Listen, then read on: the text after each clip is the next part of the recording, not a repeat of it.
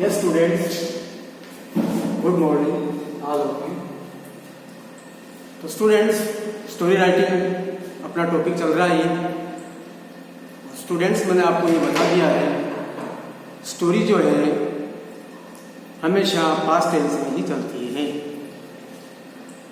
इसमें आप past simple tense का यूज कीजिए, जिसमें आप सब्जेक्ट वर्ब की सेकंड फॉर्म और फिर या पास्ट कंटिन्यूअस टेंस का यूज करना पड़ता है, जिसमें अपन सब्जेक्ट के बाद was verb plus ING form का यूज करते हुए अच्छे अच्छे सेंटेंस बना सकते हैं और वो सेंटेंस ग्रामेटिकली आपके करेक्ट होते हैं। और स्टूडेंट्स, स्टोरी जो होती है बेस्ड ऑन आउटलाइन होती है। स्टूडेंट्स, आपको पेपर में वो आउटलाइन दे दी जाती है और आप आउटलाइन को फिर आइडेंटिफाई करके उस स्टोरी को पहचान करके उसका हेडिंग टाइटल ऊपर दे देते हैं। भाई ये थ्रस्टी क्रो की है या लाइन एंड ए माउस की है।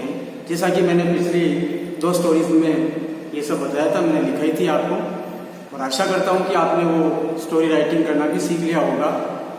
तो स्टूडेंट, स्टोरी में आप धीरे धीरे उसकी पहले माइंड में हिंदी करके, हिंदी में अच्छे अच्छे सेंटेंस सोच करके उसको अपन को ट्रांसलेट इनटू इंग्लिश करना होगा। तो स्टूडेंट्स, अपना टॉपिक चल रहा है स्टोरी राइटिंग का। चलो आज वो एक स्टोरी लिखते हैं स्टूडेंट्स, थ्रस्टी क्रो की।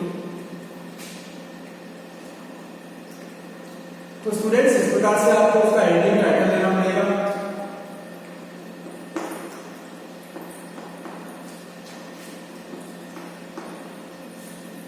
अब ये थ्रस्टी क्रो की स्टोरी जो है बेस्ड ऑन आउटलाइन होगी, आपके पेपर में और आउटलाइन आ जाएगी डैश डैश करके, उसमें आपको आइडेंटिफाई कर लिया आपने और फिर आपको पता लग जाता है ये थ्रस्टी क्रो की स्टोरी है।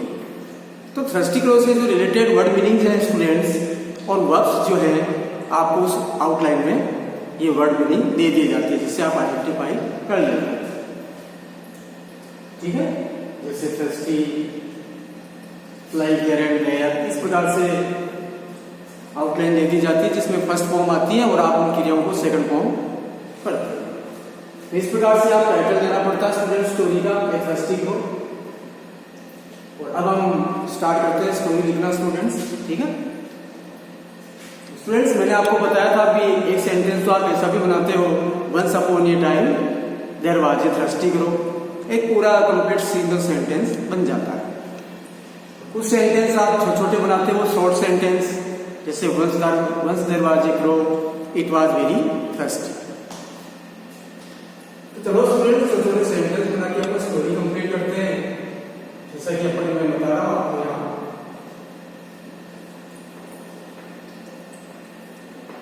Once there was a crow. ठीक है स्टूडेंट्स, एक बार एक हुआ था।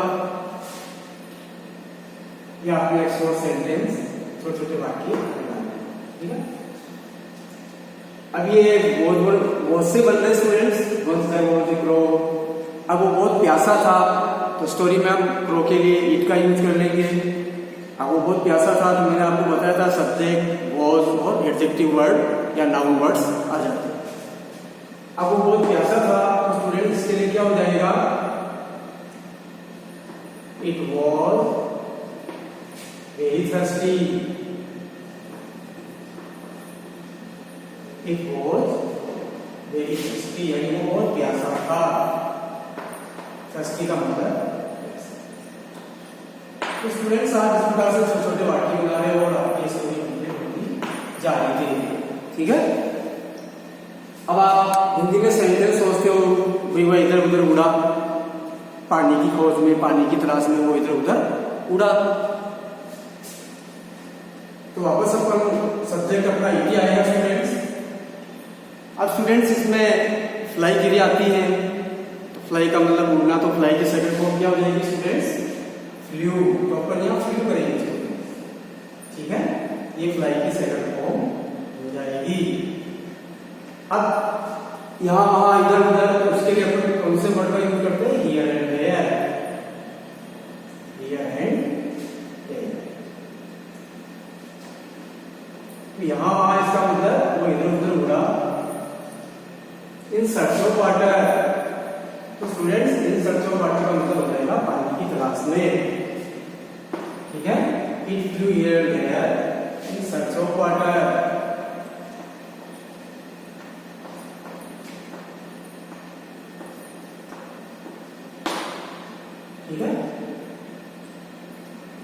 अभी सेंटेंस बना दिया आपने, वह इधर उधर उड़ा पानी की तलाश में, तो आपने सब्जेक्ट लिख लिया आगे, और ये फ्लाई की सड़क फॉर्म में फ्लू, और ये वर्ड है एडवर्ब जो आ रहे हैं हियर एंड देयर, ये प्लेस के सूचक है, यहाँ वहाँ इधर उधर। ये सर्च ऑफ वाटर का मतलब होगा पानी की तलाश में इधर उड़ा। अब उसने एक मटका देखा या घड़ा देखा, यानी देखा था, तो स्टोरी पास्ट टेंस में चलेगी, तो इसमें भी अपने को पास्ट सिंपल टेंस का यूज करते हुए आपको प्रॉपर्ली सेंटेंस बनाना है।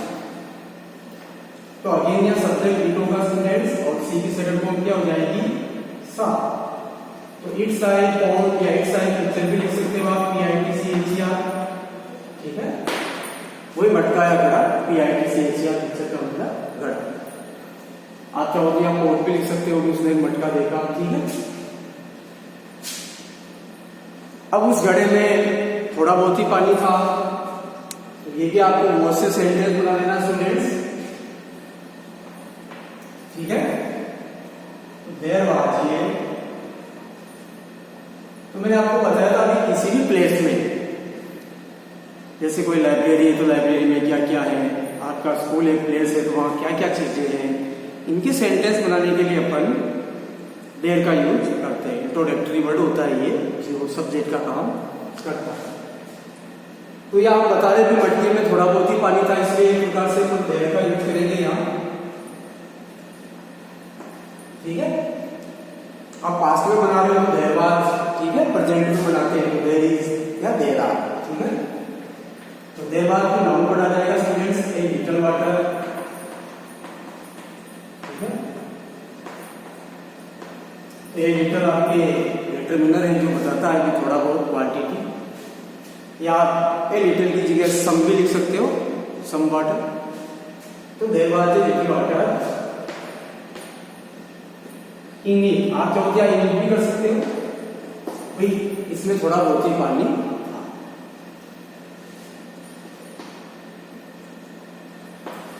अब उसकी चोंच जो है पानी तक नहीं पहुंच सकी, ठीक है, क्योंकि पानी थोड़ा घड़े में नीचे था, थोड़ा बहुत ही था, तो उस पक्षी की क्रो की जो चोंच है बी, वो पानी तक नहीं पहुंच सकी। तो यहाँ इट्स कर देंगे स्टूडेंट्स उसके लिए, और बी का मतलब उस क्रो की जो चोंच है, its beak couldn't, could not reach the water, यानी पानी तक उसकी चोंच नहीं पहुंच सकी, यानी नहीं पहुंच सकी थी, तो अपने सेंस आ रहा है कुड नॉट कर देंगे कि नोट का कुड नॉट हो जाएगा, भाई उसकी चोंच पानी तक नहीं जा सकी, मतलब नहीं पहुंच सकी। तो it's he could not reach the water, ये मॉडल ले लिया आपने स्टूडेंट्स, पास्ट टेंस में केम का प्रूव कर दिया, और अगर फर्स्ट फॉर्म में आती है मॉडल सेंटेंस में, और रीच का मतलब यहाँ पहुंचना फर्स्ट फॉर्म में। तो it's he couldn't reach the water, उस पक्षी की जो चोंच थी क्रो की, वो पानी में नहीं पहुंच सकी। अब स्टूडेंट्स उसने युक्ति सोची, उसने एक योजना बनाई, तो इसके लिए अपन क्या लिख देंगे, थिंक की सेकंड फॉर्म थॉट कर देंगे, it thought of A plan.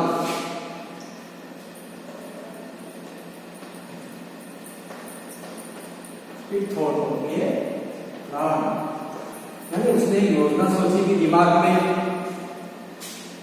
एक प्लान उसने बना लिया, उसने योजना सोच ली भी ये करूं तो पानी ऊपर आ जाएगा ताकि मैं पानी पी लूंगा और उसकी प्यास जो है बुझ जाएगी। तो उसकी जो थर्स्ट है प्यास, तो ठीक है, it thought of A plan, ठीक है, सेकंड फॉर्म पर दी स्टूडेंट समझिए, थिंक थॉट ऑफ। अब कुछ पत्थर के छोटे छोटे टुकड़े लाया, जिसे हम पेबल्स भी कहते हैं, PEEBLES, या तो आप PEEBLES लिखिए पेबल्स, या फिर आप पीसेज ऑफ स्टोन्स भी लिख सकते हो स्टूडेंट्स, पत्थर के टुकड़े। तो या तो आप ये लिख सकते हो कि it collected some pieces of stone, it collected some pieces of stone, या उसने कुछ पत्थर के टुकड़े एकत्रित किए, या अपन ये भी लिख सकते हैं स्टूडेंट्स, इट ब्रॉट, बनाया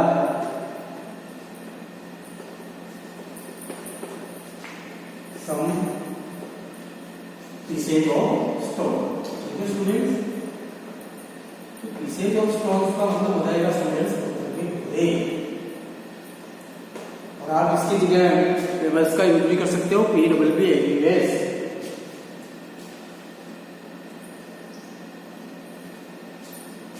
तो स्टूडेंट्स इन सेंटेंस में हमने सभी में सेकंड फॉर्म का यूज किया है। पास्ट सिंपल टेंस में आपकी स्टोरी चल रही है, था, थी, थे, लाया था, ठीक है। तो ये सब्जेक्ट है इट और ये सेकंड फॉर्म है और ये आगे ऑब्जेक्ट के प्लेस में आपने लिखा है सम ऐसे लो स्टोन्स। अब उसमें इन पत्थरों को किस में डाला? भी मटके में, घड़े में डाल दिया। तो वापस आगे ना आपका सब्जेक्ट हो जाएगा इट और डालने के लिए स्ट्रिंग्स कौन सी क्रिया आती है? नीचे गिराने के लिए ड्रॉप, ड्रॉप, ड्रॉप, ड्रॉप। ये ऑब्जेक्ट होने से आपको डी-आर को पीई कर देना है, ठीक है। तो इट ड्रॉप देम, उस कौवे ने उनको ड्रॉप का मतलब नीचे डाल दिया, गिरा दिया, इनटू द पिक्चर या इनटू द पोट। यानी उसने पत्थर के जो टुकड़े थे उनको घड़े में गिरा दिया, डाल दिया, ठीक है। तो उसने डाले तो मूवमेंट हुआ, इसलिए अपने इनटू कर दिया है, इनटू द पिक्चर, उस घड़े में ड्रॉप कर दिया, उनको डाल दिया, ठीक है। अब जैसे ही उसने वो डाल दिया तो नाउ अब क्या हुआ? अभी नाउ द वाटर और द पानी जो है ऊपर आ गया। तो केमा लिखो या रोजअप लिखो, ठीक है। यानी धीरे धीरे वो पानी बढ़ता हुआ ऊपर आ गया। आप चाहो क्या केमा या रोजअप लिखेंगे, ठीक है। तो वाटर रोजअप। तो स्टूडेंट्स इस प्रकार से आप सेंटेंस बना रहे हो छोटे छोटे पास्ट सिंपल टेंस में और एक स्टोरी क्रिएट कर रहे हो आप। तो नाउ द वाटर रोज, अब पानी ऊपर आ गया, अब उस कौवे ने पानी पी लिया। तो वापस आप लिखिए it drank water, it drank, ठीक है। उसने पानी पिया एंड फ्लू अवे और मुकर के दूर चला गया। वापस यहाँ फ्लाई की सेकंड फॉर्म आ जाएगी फ्लू और अवे, ठीक है। इस सेकंड फॉर्म में इट ड्रैंक वाटर, उसने पानी पी लिया था एंड फ्लू अवे और फिर वो उड़ करके दूर चला गया। और इट वाज वेरी हैप्पी, एक सेंटेंस और हमेशा बना सकते हैं। इट वाज वेरी हैप्पी का मतलब वो बहुत खुश था,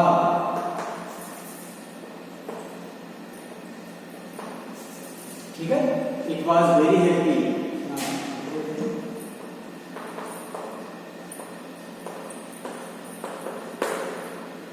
तो स्टूडेंट्स ये देख रहे हो आप ए थर्स्टी ग्रो, स्टोरी का टाइटल दिया आपने, एक प्यासा कवर की स्टोरी अपन ने बनाई है, ठीक है। अब स्टूडेंट्स यहाँ आपको मॉरल देना है, इस स्टोरी से क्या मॉरल लेसन आपको मिलता है। तो स्टूडेंट्स इसका मॉरल क्या हो जाएगा? विजडम पेज, विजडम पेज यानी बुद्धिमानी का फल मिलता है। तो कौवे ने अपनी इंटेलिजेंसी इसमें बताई है, ठीक है। थोड़ा बहुत पानी था तो उसमें और कंकर पत्थर डालते डालते वो पानी ऊपर आ गया और उसकी चोंच फिर पहुंच गई और उसने पानी पी लिया और उड़ गया। इस प्रकार से हम इंटेलिजेंसी का यूज करते हैं तो वो हमारा कार्य जो है पूरा हो जाता है, कंप्लीट हो जाता है, हम उस कार्य में सफल सक्सेस हो जाते हैं। तो स्टूडेंट्स इसका मॉरल हो जाएगा विजडम पेज।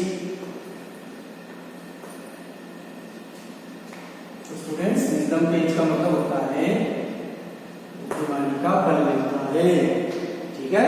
इसका मोरल लेसन क्या हो जाएगा? विजडम पेज, ठीक है। स्टूडेंट्स यदि आपको ये नीचे नजर आ रहा तो आप लिखे विजडम पेज, है ना। विजडम वाइज से बनता है स्टूडेंट्स, WISDOM। विजडम का मतलब होता है बुद्धिमत्ता और पेज का मतलब उसका फल मिलता है, जैसे पे का मतलब भुगतान करना होता है, लेकिन यहाँ विजडम पेज का मतलब हमें प्रतिफल मिलता है बुद्धिमानी का, उसमें कुछ हमें भुगतान मिलता है, ठीक है, प्रतिफल मिलता है। तो चलो स्टूडेंट्स इसको एक बार और रिपीट कर लेते हैं। Once there was a crow, एक बार एक कौवा था, एक बार वेरी थर्स्टी, वो बहुत प्यासा था, वो बहुत प्यासा था। और ये फ्लू, स्टूडेंट्स कई बार आप सेंटेंस बनाते हो तो कई बार आप सेंटेंस में फुल स्टॉप लगाना भूल जाते हो, तो ग्रामेटिकली मिस्टेक साथ नहीं करें स्टोरी में, जहां फुल स्टॉप हो वहां फुल स्टॉप का यूज कीजिए आप, ठीक है। तो it flew here and there, फिर वो इधर उधर उड़ा इन सर्च ऑफ वाटर, पानी की तलाश में, और यहाँ फुल स्टॉप आ जाना चाहिए। इट्स आई पिक्चर, उसने घड़ा देखा, फुल स्टॉप आ जाना चाहिए वापस। तो there was a little water in it, इसमें थोड़ा बहुत ही पानी था। Its beak could not reach the water, इसलिए उसकी चोंच जो है पानी तक नहीं पहुंच सकी। फिर थॉट ऑफ ए प्लान, उसने योजना सोची। It brought some pieces of stones, वो कुछ पत्थर के टुकड़े लाया और it dropped them into the pitcher, और उसने पत्थरों के टुकड़ों को उस घड़े में डाल दिया। जिसके लिए अपन ने कौन सी वर्ब यूज की स्टूडेंट्स? ड्रॉप, उसको ड्रॉप कर दिया। Now the water rose up, और अब क्या हुआ? अभी पानी ऊपर आ गया, केमम ऊपर आ गया, और ये ड्रिंक वाटर, उसने पानी पी लिया एंड फ्लू अवे, और उड़ करके दूर चला गया। और एक बात वही है कि वो बहुत खुश हुआ, या वो बहुत खुश था। तो स्टूडेंट्स इसका मोरल हो जाएगा विजडम पेज, यानी बुद्धिमानी का फल मिलता है। तो स्टूडेंट्स स्टोरी में आपको फुल मार्क्स तभी मिलेंगे जब आप हेडिंग टाइटल दोगे, फिर आप उस स्टोरी को कंप्लीट करोगे, और फिर उसके जस्ट बिलो आप मोरल दो, ठीक है।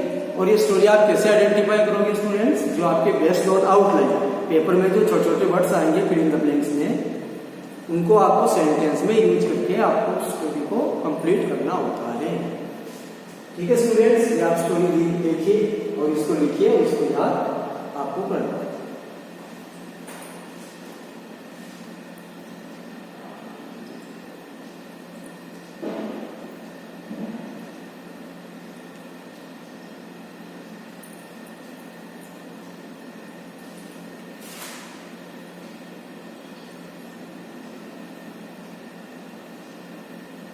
जब तक ही आगे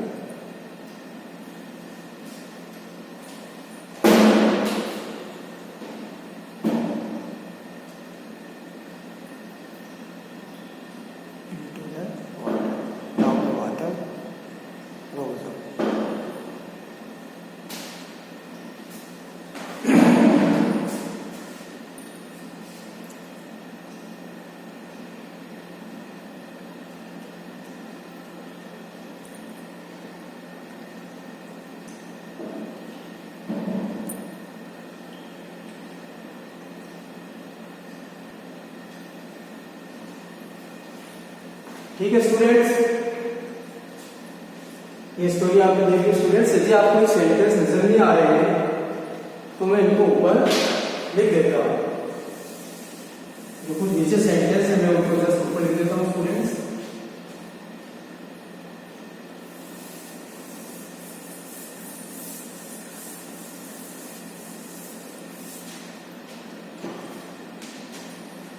तो सेंटेंस क्या हो जाएंगे स्टूडेंट्स? इट ड्रिंक वाटर,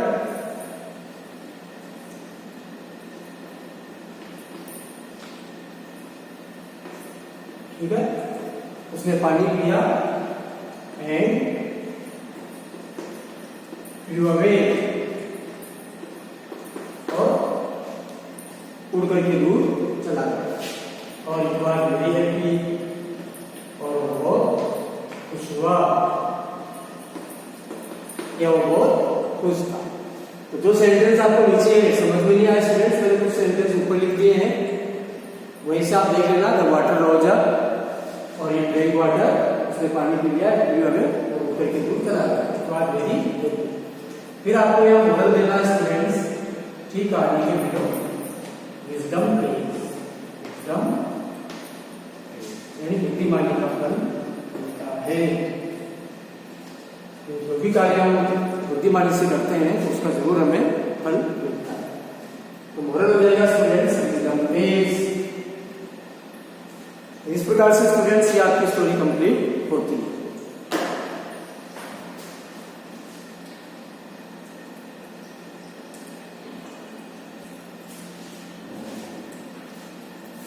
रुकियो, ये सेंटेंस में और लिखा दिया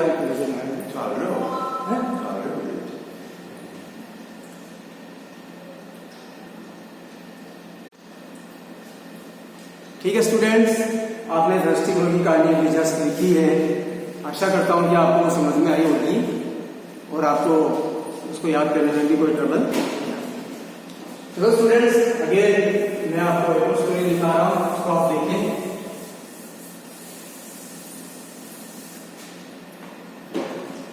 तो स्टोरी राइटिंग ये अपना टॉपिक चल रहा है स्टूडेंट्स, पास्ट सिंपल टेंस में चलती है स्टोरी।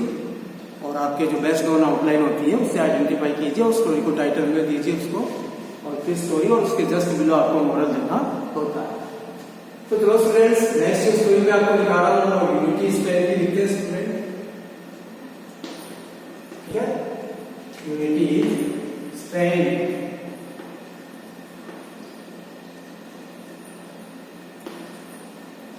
संगठन में ही शक्ति होती है। यूनियन ही स्ट्रेंथ भी है स्टूडेंट, यूनियन कोई संगठन एकता, तो यूनिटी इज स्ट्रेंथ। सबसे पहले स्टूडेंट्स आपको पेपर में जो आउटलाइन दी जाएगी उसमें जो वर्ड मीनिंग जाएंगे गैप में, ठीक है।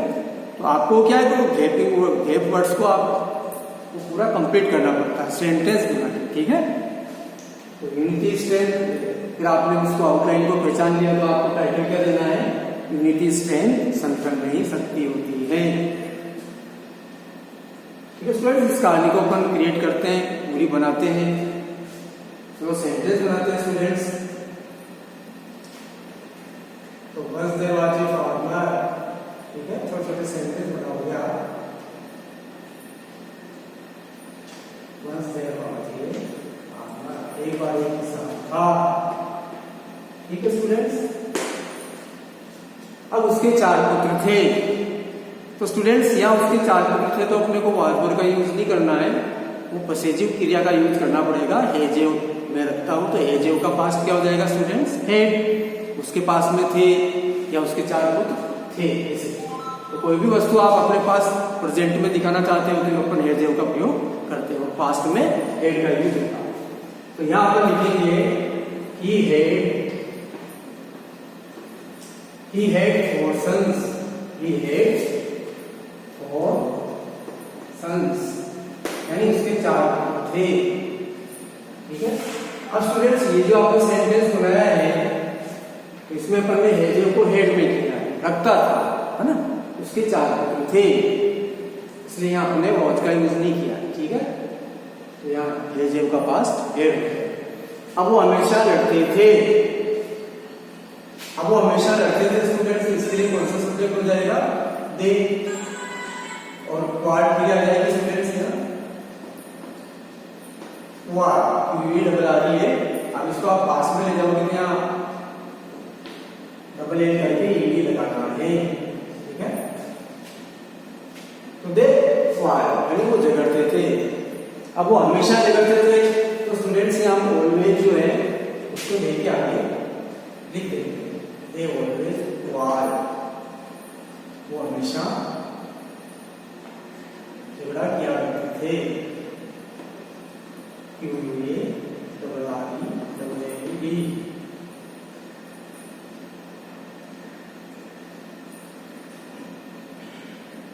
ठीक है स्टूडेंट्स। वर्ड की क्रिया होती है झगड़ा करना, तो दे ऑलवेज वार यानी वो हमेशा झगड़ा करते थे। अब एक दिन वो किसान बीमार हो गया, तो अपन इसको थोड़ा सेंटेंस में बढ़ाएंगे आगे। वन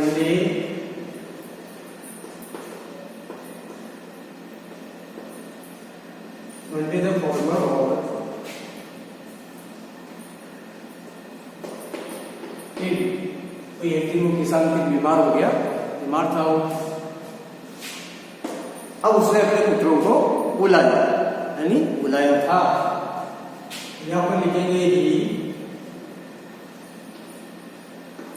अब कॉल का मतलब बुलाना है स्टूडेंट्स, यहाँ ही कर दीजिए, ही कॉल्ड हिज सन्स, ठीक है, ठीक है। ही कॉल्ड हिज सन्स का मतलब उसने अपने पुत्रों को बुलाया। अब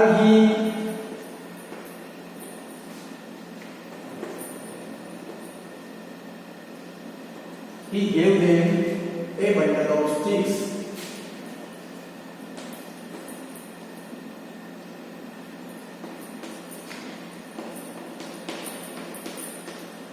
तो किसान ने उनको लकड़ियों का एक बंडल दिया, ठीक है।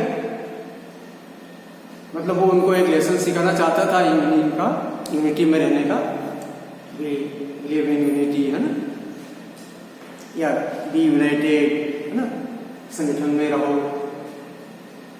तो स्टूडेंट्स ये सब अपन सेकंड फॉर्म का यूज करते करते सेंटेंस बना रहे हैं। यहाँ ब्रॉड का यूज भी कर सकते हो, ठीक है। ये brought a bundle of sticks, तो he gave them a bundle of sticks. किसान ने अपने पुत्रों को क्या दिया, लकड़ियों का जो एक बंडल है वो दे दिया, ठीक है।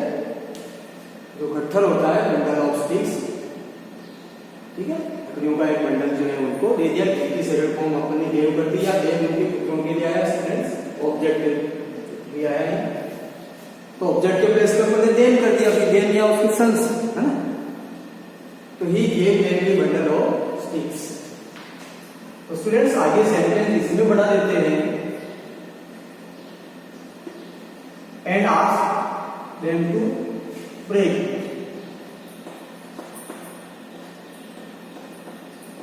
And ask them to break it.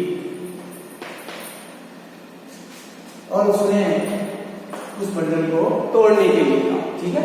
तो यहाँ आस्क का मतलब पूछना है कि तुम इस बंडल को तोड़ के दिखाओ। तो यहाँ सेकंड फॉर्म पढ़ दिया अपन ने, आस्क देम, और उनको कहा टू ब्रेक इट, इसे तोड़ने के लिए। तो फिर अब आगे सेंटेंस लिखेंगे भी कोई भी इसको नहीं तोड़ पाया, तो नो वन कुड, यानी कोई भी इसको नहीं तोड़ सका, तो no one could break it, ठीक है। यहाँ किसके लिए आ गया अभी, बंडल ऑफ स्टिक्स। तो he gave them a bundle of sticks, ठीक है। किसान ने उनको लकड़ियों का एक बंडल दिया, and asked them to break it, और इसको तोड़ने के लिए। तो no one could break it. अब ये सेंटेंस अपने बनाया भी कोई भी नहीं तोड़ पाए, तो नो वन एक नेगेटिव सब्जेक्ट है, जो नेगेटिव रिस्पॉन्स मिलता है इसमें, नेगेटिव मीनिंग देता है, ठीक है। नो वन, नो बॉडी जो सब्जेक्ट होते हैं स्टूडेंट्स, वो नेगेटिव अर्थ देते हैं, ठीक है। No one could break it, कोई भी इसे नहीं तोड़ सका, क्योंकि वो बंडल जो था उसमें वो जो लकड़ियां थी एक साथ थी, वो यूनाइटेड थी। अब आगे बढ़ते स्टूडेंट्स, अब किसान ने क्या किया स्टूडेंट्स, ही ने untied the bundle. Students tie एक क्रिया होती है, टाई का मतलब बांधना, तो अनटाइड एक अपोजिट वर्ब हो जाएगी खोलना, ठीक है, अनटाइड, ठीक है। और देन ये एडवर्ब लगाया स्टूडेंट्स, तब उसने क्या किया अभी उसी समय, है ना। ही देन अनटाइड द बंडल, किसान ने क्या किया, उस बंडल को खोल दिया, यानी उस बंडल ऑफ स्टिक्स को किसान ने खोल दिया। He then untied the bundle of sticks, ठीक है। अब he asked them to break the sticks, break the sticks,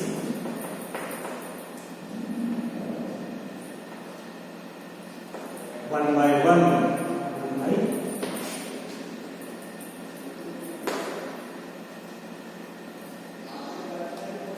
अब स्टूडेंट देखिए, ही आस्क्ड देम, किसान ने उनको पूछा कि टू ब्रेक द स्टिक्स, अब आप इन लकड़ियों को तोड़िए, वन बाय वन का मतलब एक एक करके इन लकड़ियों को तोड़ोगा। तो स्टूडेंट्स ये सेंटेंस जो बना रहे हैं वहाँ सिंपल टेंस नहीं। और स्टूडेंट्स मैंने आपको ये बात बताई थी कि जब भी आप कोई दूसरी क्रिया लिखना चाहते हैं, जैसे ही आस्क्ड देम, उसमें आप टू लगा के लिख दीजिए इंपरेटिव फॉर्म, और ये ऑब्जेक्ट के रूप में आ रहा है, देम ये सन्स के लिए, ठीक है। यानी किसान ने उनको कहा कि टू ब्रेक द स्टिक्स, अब आप इन लकड़ियों को तोड़िए वन बाय वन मिलके करके। अब उन्होंने आसानी से वो लकड़ियां तोड़ दी, क्योंकि वो अलग अलग हो गई, ठीक है, 1 2 3 4 सब अलग अलग है, यूनाइटेड नहीं, यानी वो बंडल था तो वो यूनाइटेड था, और जैसे वो बंडल खुला तो वो सेपरेटेड हो गई सारी अलग। तो ये asked them to break the sticks one by one, फिर उस किसान ने अपने पुत्रों को एक एक करके, वन बाय वन का मतलब एक एक करके उन लकड़ियों को तोड़ने के लिए कहा।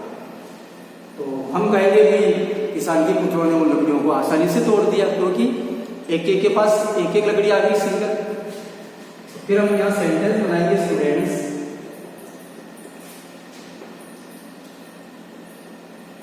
तो they broke the sticks,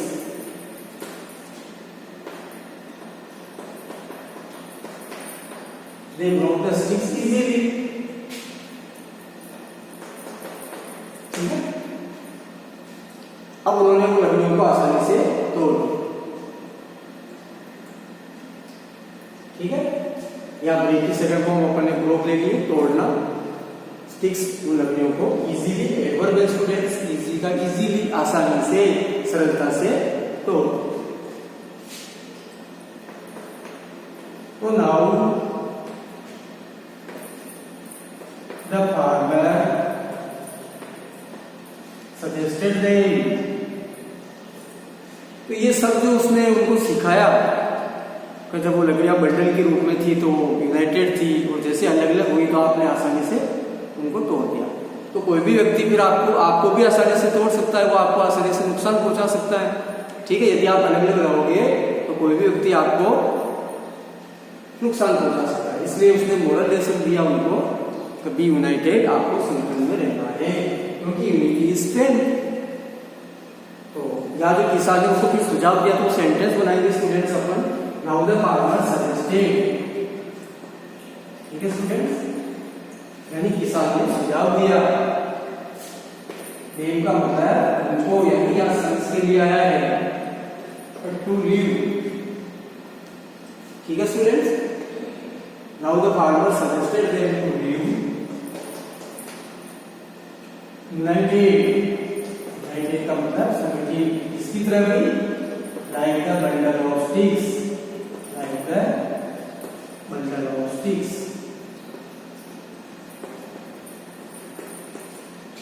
like the bundle of sticks. तो किसान ने उनको एडवाइस दी थी या सजेस्टेड थे, उनको सुझाव दिया कि टू लिव यूनाइटेड, आप भी संगठित रहो, like the bundle of sticks, उन लकड़ियों के गट्ठर की तरह, बंडल की, ताकि आपको कोई भी नुकसान नहीं पहुंचा सके। तो स्टूडेंट्स उस वाक्य में यहाँ ऊपर लिख देता हूँ, आप लिखेंगे।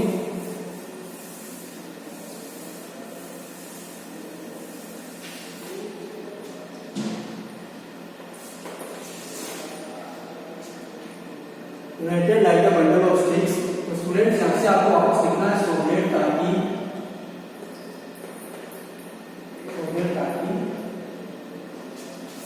नो वन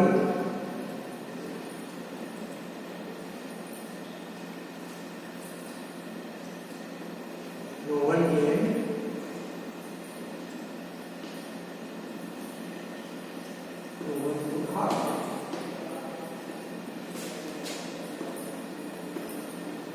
ठीक है।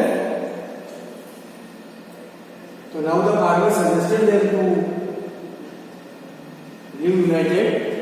तो किसान ने उनको, ठीक है, संगठित रहने का सुझाव दिया, like the bundle of sticks, so that ताकि no one would harm them, ताकि कोई भी उनको नुकसान नहीं पहुंचा सके। ठीक है।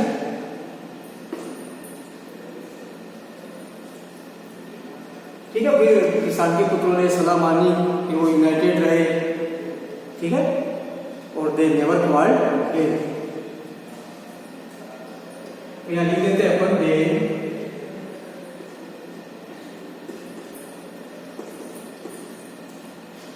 Never quarrelled again.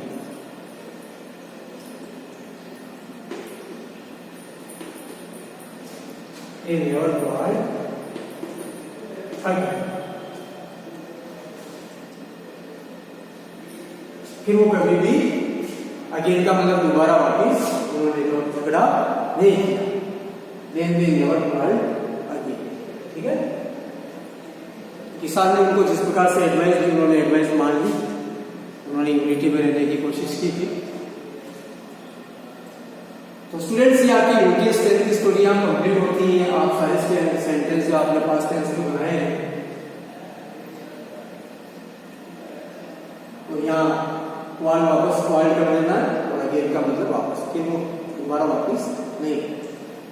स्टूडेंट्स इसका मॉडल क्या हो जाएगा, वही जो कहानी का टाइटल है वो इसमें लिख लीजिए आप, यूनियन इज स्ट्रेंथ, यानी संगठन में ही शक्ति होती है, संगठन में ही शक्ति होती है। तो अगेन इसका मॉडल वही आ जाएगा स्टूडेंट, यूनियन इज स्ट्रेंथ, संगठन में ही शक्ति होती है। तो इस प्रकार से स्टूडेंट्स आप सारे सेंटेंस को पास्ट सिंपल टेंस में उनका यूज करते हुए ये स्टोरी आपने कंप्लीट की है।